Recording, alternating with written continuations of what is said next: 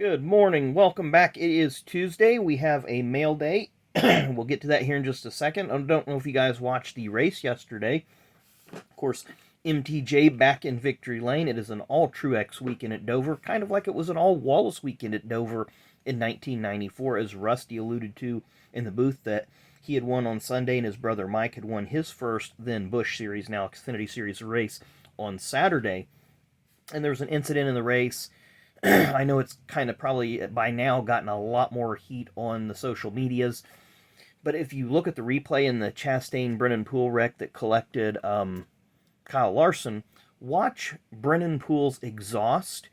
You'll see a flame shoot out of it, and there's still 3 or 4 feet between Chastain's car and Poole's car, and I think Poole let off the gas a little earlier than Ross was anticipating, because like Clint said, that Austin Dillon was to the outside, and maybe Poole was just setting his car a little bit better in the corner as not to be loose.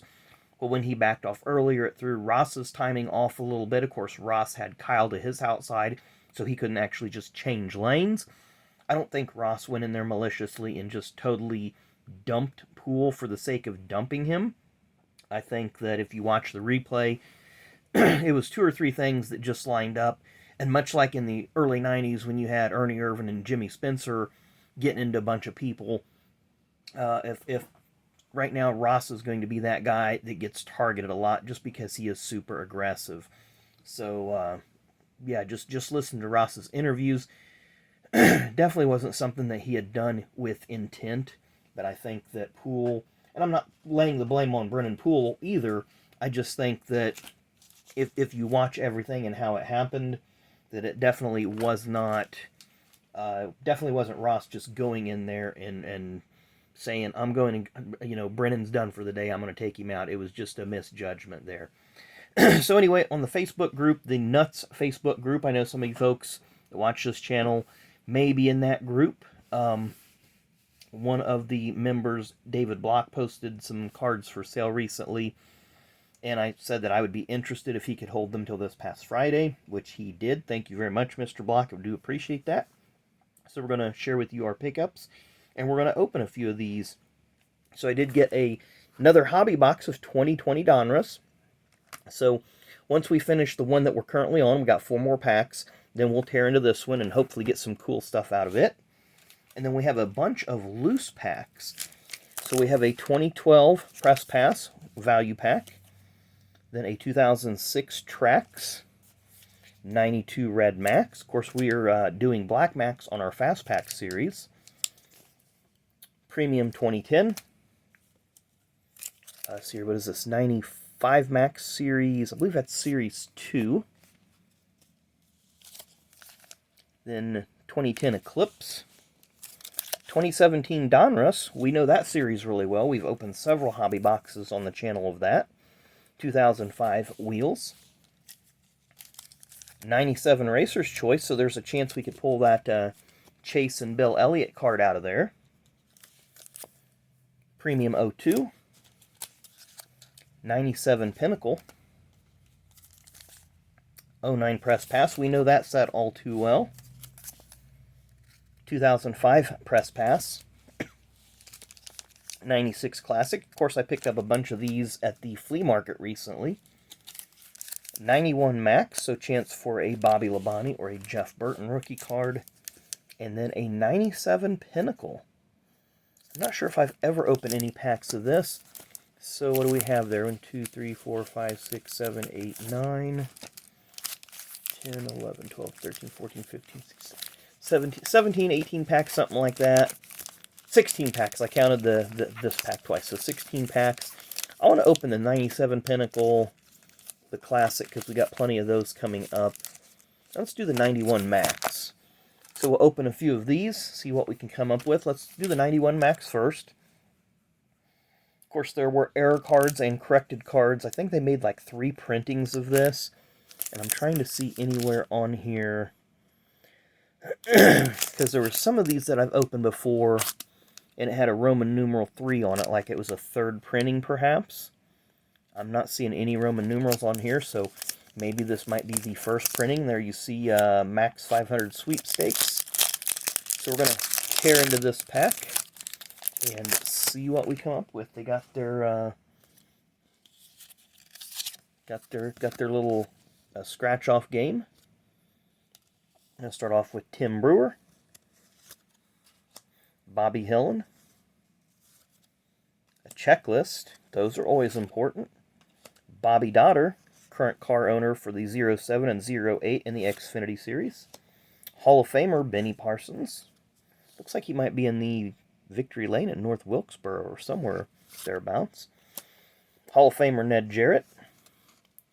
Can't tell who he's interviewing there. Richard Brooks at Rockingham. Looks like the Wood Brothers card, 21 car there behind him.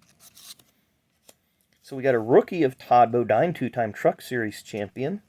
Not a bad rookie to get. Darrell Andrews, Junior Johnson crewman. James Luter, this is an All-Pro card.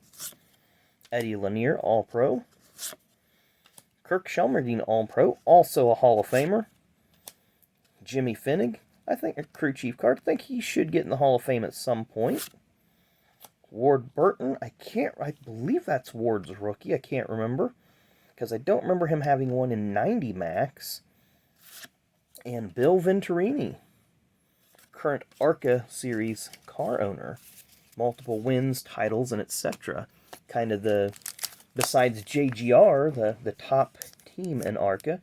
Go to 96 Classic. I don't think there's any rookies in this, but there's a few cool insert sets.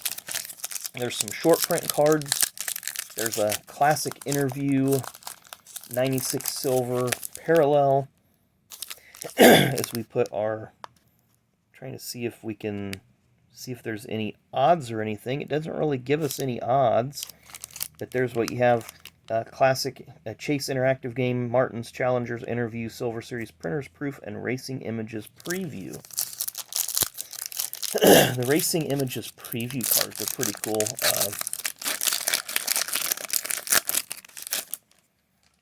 So we're going to start off with Elton Sawyer, current NASCAR official. Make sure these weren't bricked up. Wood Brothers, Glenn and Leonard Wood. Petty Enterprises, that'd be a nice one to send off to get signed. Of course, Richard does TTMs. Ward Burton, we pulled his rookie in the last pack. Pulled him after he was a Cup Series winner. Michael Waltrip, who just celebrated his 60th birthday on Sunday. There's a silver. It has the little silver shield and then a little trail of silver across the bottom. Larry Mack. 95 Busch champ Johnny Benson, and later win a Truck Series title. 94 Busch champ David Green, and two-time Daytona 500 winner, and recently named to the 75 Greatest Drivers, Sterling Marlin. So, lots of Hall of Famers we've been picking up. Got some good rookies. And we'll go to 97 Pinnacle. Robbie Gordon might have a rookie in this. I can't really remember who else. But there's what we're looking for. Trophy Collection. Chevy Madness. That's a cool set. Spellbound, Artist Proof, Team Pinnacle. And wow, press plates. That'd be really impressive to get a press plate. I don't even think I've ever seen those listed on eBay. So we're going to start off with Jeremy Mayfield.